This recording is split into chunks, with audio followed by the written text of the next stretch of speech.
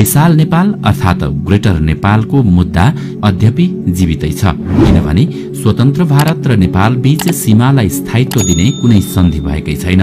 त्यसैले ती गुमेका भूमिहरू नेपालकै हो र नेपालले प्राप्त गर्न सक्छ। दर्शकबिन, आजको यस श्रृंखलामा हामी ग्रेटर नेपालको बारेमा चर्चा गर्नेछौं, जहाँ नेपालका भूमिहरूमा अझै पनि वीर गोर्खालीका रगत र पसिनाहरू उभाएका छैनन्। त्यो समय नेपाल पुनः एकीकरणको क्रममा थियो। पृथ्वीनारायण शाहपछि उनका कान्छा छोरा बहादुर शाहले पुनः एकीकरणलाई निरन्तरता दिए। भक्ति थापा, अमरसिंह थापा, बलभद्र कुंवर जस्ता योद्धाहरूको यसमा महत्वपूर्ण योगदान रह्यो।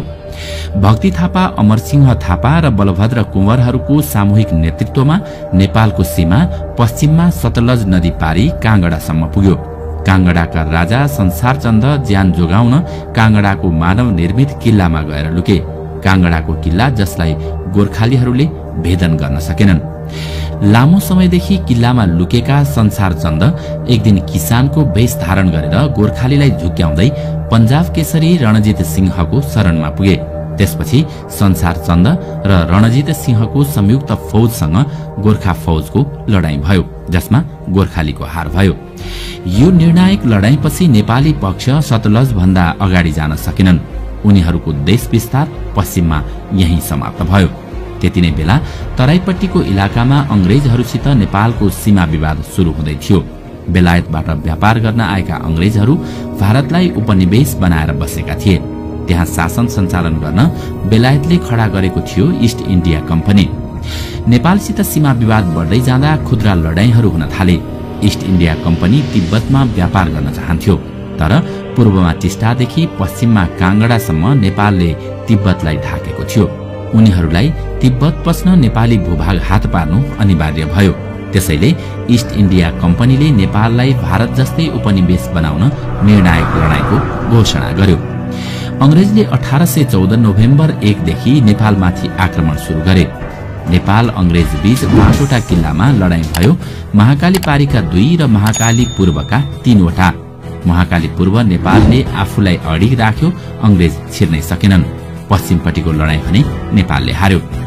पश्चिमको लडाईँमा बमशाह भन्ने नेपालका एक प्रभावशाली सैनिक कमाण्डरले शंकास्पद रूपमा आत्मसमर्पण गरे। यो खबर पाएपछि कुमाऊमा रहेका नेपाली सेनापति अमरसिंह थापा हताश बने। नेपाली पक्षले तत्कालै युद्ध स्थगित गर्ने प्रस्ताव अंग्रेजसित गर्यो। अंग्रेजका सेनापति अक्टर लोनी थिए। वार्तालापपछि सन् 1815 को मे 15 मा अमरसिंह थापा र अक्टर लोनी बीच सम्झौता भयो। उक्त सम्झौताबाट महाकालीदेखि सतलजसम्मको क्षेत्र नेपालले गुमायो। यता पूर्वतर्फ नेपाल टिस्टादेखि 70 किलोमिटर पूर्व नगरकट्टासम्म पुगिसकेको थियो। सिक्किमको 3/4 भाग नेपालतर्फ थियो। अंग्रेजले नेपाल विरुद्धको लडाईँमा सिक्किमका राजाले सघाएमा उनलाई सिक्किमको गुमेको भाग फिर्ता गरिदिने वचन दिएको थियो। यता नेपालगञ्ज साइडपट्टि अवध भन्ने राज्यको नवाबसित उनीहरूले युद्ध लड्नका लागि 2 देखि 3 करोड भारु ऋण लिएका थिए। नेपालसित युद्ध जितेर उक्त रकम बापतको जमिन अवधलाई दिने समझदारी भएको थियो। अमरसिंह र अक्टर लोनी बीचको सेनापति स्तरको सम्झौताबाट बेलायतले चित्त बुझाएन। युद्धमा हारेको नेपालबाट उसले अझै धेरै कुरा चाहेको थियो। त्यसैले 1815 को डिसेम्बर 2 मा बेलायतले नयाँ सन्धिको प्रस्ताव पठायो। अमरसिंह र अक्टर लोनी बीच भएको सम्झौतामा टेकेर सन्धि गरिएको भए न्यायोचित हुन्थ्यो, किनकि नेपालले लडाईँ हारेको पश्चिममा मात्रै हो, पूर्वमा होइन। तर बेलायतले पूर्वको टिस्टादेखि पश्चिम महाकालीसम्मको सम्पूर्ण तराईमाथि दाबी गर्यो। सन्धिमा उल्लेखित अंग्रेजी वाक्यांश यस्तो छ: the king of Nepal sits the whole lowland between Mechi and Tista, Koshi and Gandak, Gandak and Rapti, Rapti and Kali. बेलायतले सही गरेर पठाएको सन्धिमा नेपालमा राजाले 15 दिनभित्र सही गर्नुपर्ने भनिएको थियो। तर यति ठूलो भूमि गुम्ने भएपछि दरबारभित्र विवाद आयो। कसैले सही गरौं भने, कसैले नगरौं भने। नेपालका राजा गिरवाण युद्ध विक्रम शाह सानै थिए भने प्रधानमन्त्रीमा शक्तिशाली भीमसेन थापा थिए। बेलायतले भनेको अवधि अलमलमै बित्यो। नेपालले सही नगर्दा बेलायत सशंकित बन्यो। नेपालले अर्को लडाईँ लड्न खोजेको निष्कर्षका साथ उसले मकवानपुर साइडबाट फेरि आक्रमण सुरु गर्यो। त्यो लडाईँमा हामी हार्दै गयौं। उनीहरू काठमाडौँ पुग्ने योजनाका साथ अघि बढेपछि शासकहरू हस्किए। अन्ततः उक्त सन्धिमा हस्ताक्षर गर्न तयार भए। नेपालले आफ्नो तर्फबाट सही गरेर कम्पनी सरकारका लागि नेपाली राजदूत चन्द्रशेखर उपाध्यायको हातमा थमायो। उनले मकवानपुरको छाउनीमा लगेर सन्धि पत्र ब्रिटिसलाई बुझाए। बेलायतले नेपाललाई पठाएको 93औं दिन सन् 1816 को मार्च 4 मा नेपालले हस्ताक्षर गरेर बुझाएको सन्धि नै सुगौली सन्धि हो। यो सन्धिको सकल प्रति अहिलेसम्म फेला परेको छैन। अदालतमा मुद्दा दर्ता गर्दा पनि सरकारले उपलब्ध गराउन सकेन। सन्धिमा नेपालको तर्फबाट राजा वा प्रधानमन्त्रीको हस्ताक्षर देखिएको छैन। बाहिर आएको सन्धिको प्रतिमा चन्द्रशेखर र गजराज मिश्रको हस्ताक्षर मात्रै छ। तर यसको मतलब सन्धिको वैधानिकतामा प्रश्न उठ्न सक्दैन। नेपालले संयुक्त राष्ट्रसंघको सदस्यता लिने बेलामा स्वतन्त्र राज्यका रूपमा आफूलाई चिनाउन यही सन्धिलाई आधार बनाएको थियो।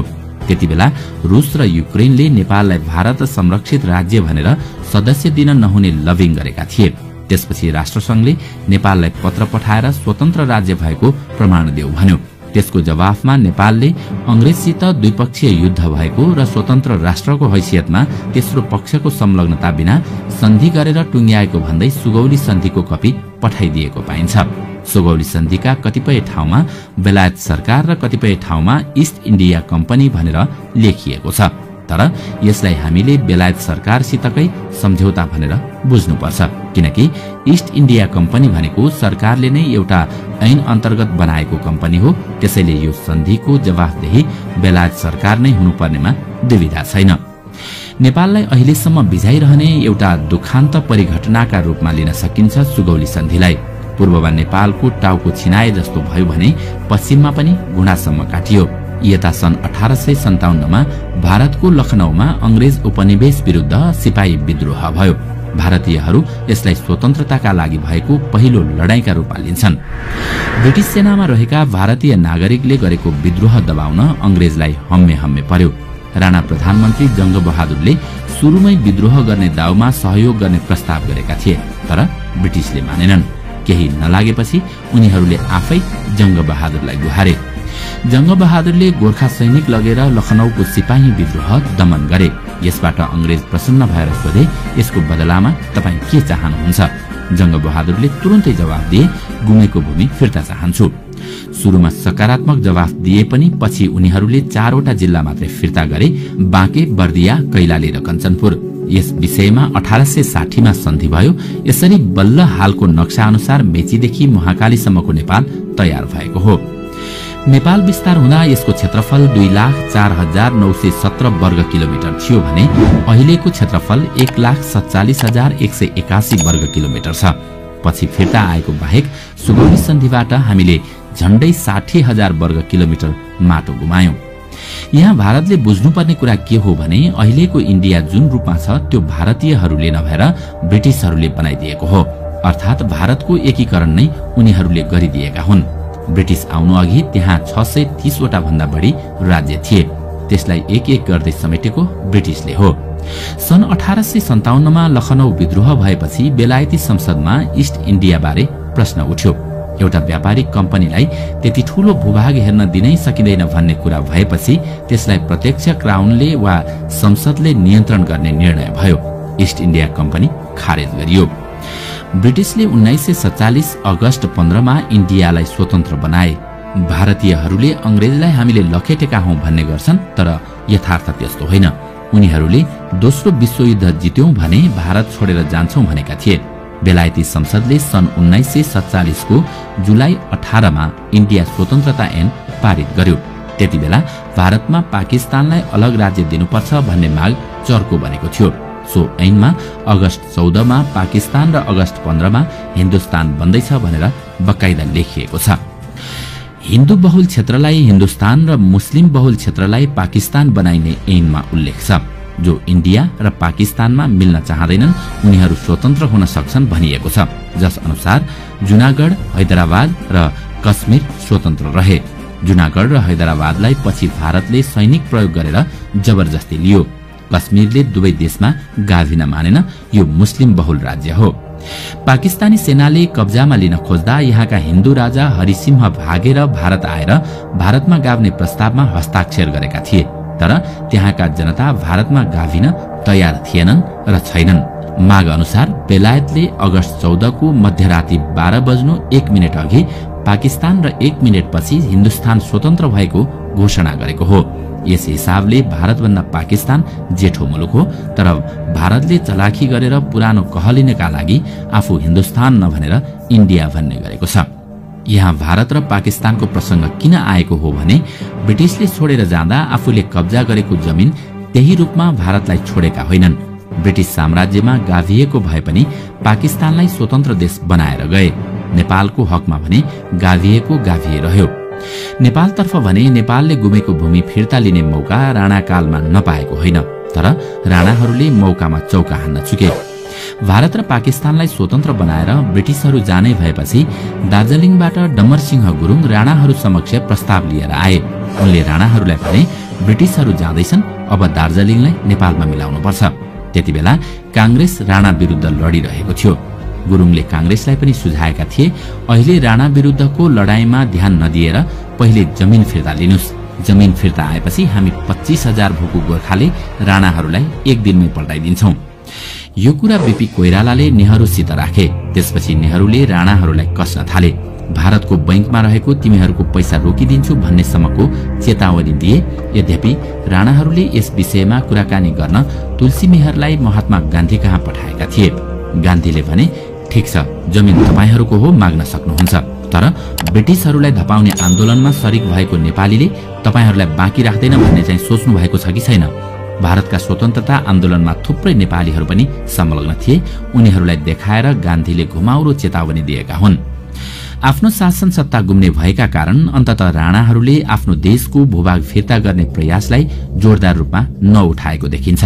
इतिहासकार पुरुषोत्तम राणाले अंग्रेजहरू आफैले 3 पटकसम्म हामी भारत छाड्दैछौं, तपाईहरू आफ्नो भूमिमा दावी गर्नुहोस् भनेर सन्देश पठाएको उल्लेख गरेका छन्।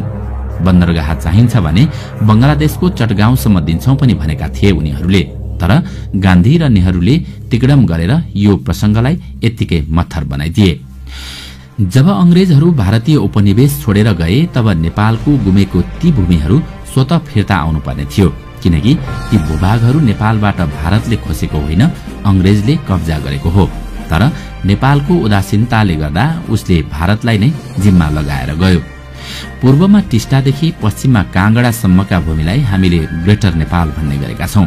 मेचीदेखि टिस्टा र महाकालीदेखि सतलजसम्मको भूमिमा अहिले पनि नेपालको हक लाग्छ भन्ने दाबी हाम्रो छ। यो भावनात्मक कुरा मात्रै होइन, हामीसँग ठोस आधारहरू छन्। तथ्य नम्बर 1, नेपाल लडाईँ गरेर बेलायती उपनिवेशमा गाभिएको हो।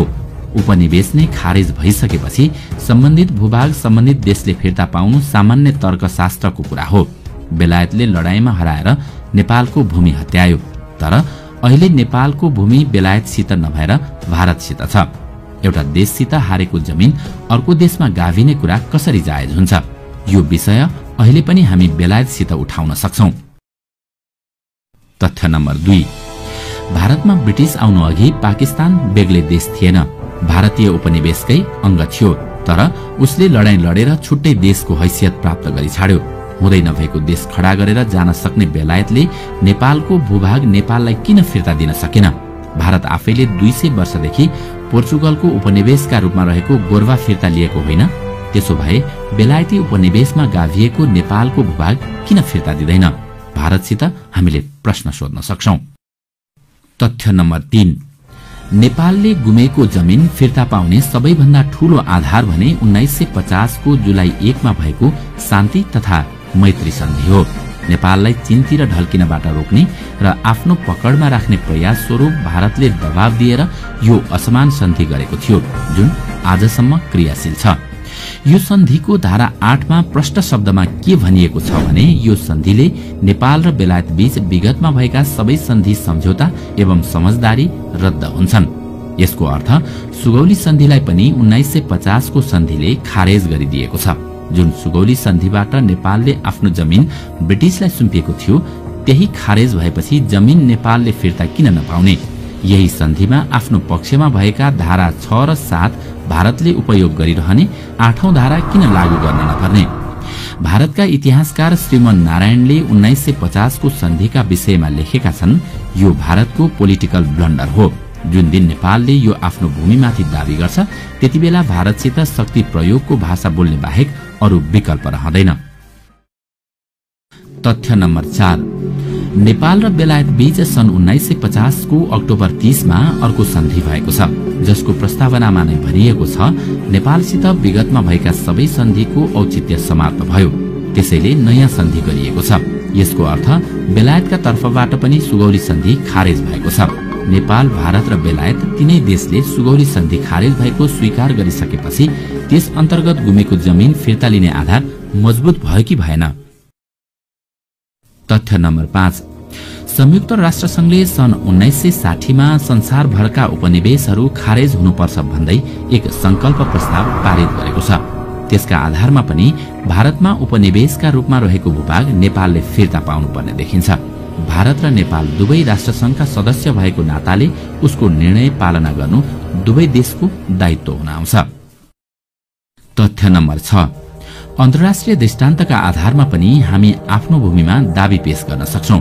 सबैभन्दा ताजा उदाहरण हो हङकङ। 1842 मा बेलायत र चीनबीच सन्धि भएर हङकङ बेलायतमा गाभिएको थियो। उक्त सन्धिमा पनि चीनको बादशाहले बेलायत महाराजालाई सदाका निम्ति यो जमिन छाड्छन् भनेर लेखिएको छ। तर हङकङ त बेलायतमा फिर्ता भयो नि। धेरैलाई लाग्न सक्छ कि बेलायतले हङकङ लिजमा लिएको हो, त्यसैले फिर्ता गर्यो। यो सत्य हो। 1842 मा सन्धि गरेर जमिन लिएपछि 1898 मा बेलायतले चीनसँग जम्मा 10 वर्ग किलोमिटर जमिन लिजमा लिएको थियो। त्यो 99 वर्षको लिज थियो। लिज सकिँदा चीनले पुरानो हङकङ पनि सँगै चाहिन्छ भनेर बेलायतसित दावी गर्यो। बेलायत पनि सहमत भयो। अन्तर्राष्ट्रिय कानूनमा जमिन र माटोको मुद्दा 100 होइन 1000 वर्षपछि पनि उठाउन सकिन्छ। यद्यपि जति ढिला भयो उति कठिन बन्दै जान्छ। हामीले सम्झाएनौं भने हामी पछिको पुस्ताले आफ्नो इतिहास बिर्सन सक्छन् र ग्रेटर नेपाल दिवा स्वप्नमा परिणत हुन सक्छ। त्यसो त नेपालमा पनि त्यस्तो कोही महान पुरुष नभएका हैनन्, तर उनी एक्ला बृहस्पति जसरी यस अभियानलाई काँधमा बोकेर हिँडिरहेका छन् र ती व्यक्ति हुन् फणिन्द्र नेपाल, जसले ग्रेटर नेपालको अवधारणालाई विश्वको विभिन्न मञ्चहरूमा पुगेर आवाज उठाइरहेका छन्। नेपाल र बेलायतको बीचमा भएका तमाम सन्धिहरू रद्द भइसके भनिसकेका छन्। त्यहाँ अल शब्द परेको छ, अल डकुमेन्ट्स आर कन्सेन्ट भनेको छ। तर नेपाल भित्रै भने धेरैले यसलाई असम्भव परिकल्पनाका रूपमा लिन्छन्। अहिले भएको भूमि नै अतिक्रमणको चपेटामा परिरहेको र देशको सार्वभौमिकतामा छेडछाड भइरहेको बेला विगतमा गुमेको भूमि फिर्ता होला भन्ने आशा कमैलाई छ। तर यसो भनेर तार्किक र प्रमाणिक रूपमा नेपालको सीधा हक लाग्ने भूभागलाई हामीले सधैँका लागि माया मार्ने हो त? कुनै समय पूर्वमा टिस्टादेखि पश्चिममा सतलजसम्म पुगेको नेपालको भूमि सुगौली सन्धिपछि मेची र महाकालीमा खुम्चिन पुग्यो। सुगौली सन्धिमा गुमेको जमिन नेपालले फिर्ता पाउनुपर्छ भन्ने अवधारणाहरूलाई हामीले ग्रेटर नेपाल भन्ने गरेका छौं।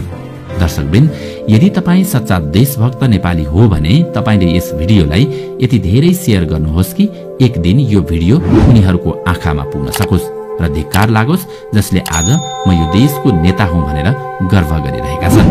आजका